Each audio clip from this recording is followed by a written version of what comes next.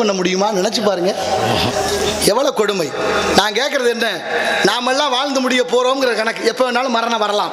நமக்கு பின்னாலே வரக்கூடிய சந்ததியினர் இந்த பூமியில எப்படி வாழும் நினைச்சு பார்க்க வேண்டாமா? சிந்தனை வேண்டாமா? 100% சக்கரை நோய் வந்துருச்சு எல்லாருக்கும். யாருக்காவது சக்கரை நோய் இல்லைன்னு சொல்லுங்க. இருக்கு, அதான் 99% வந்துருச்சு. சக்கரை நோய் இருக்கிறவங்க எல்லாம் அரசு மருத்துவமனையில் மாத்திரை வாங்கி சாப்பிட்றோம். வசதி இல்லாதவங்க, வசதி படைச்சவங்க தனியாரில் வாங்கி சாப்பிட்றாங்க. இப்போ அரசு மருத்துவமனைக்கு போனால் வரிசையில் நிற்கணும், நோட்டு ஒன்று கையில் வச்சுக்கணும், புத்தகம் மாசம் மாசம் வாங்கணும்.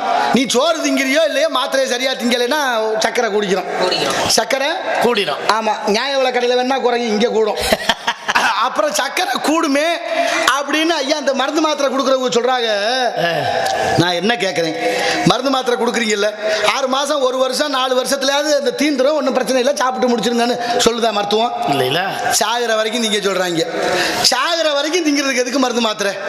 அப்ப என்ன திட்டம் அவங்களுடைய திட்டம்?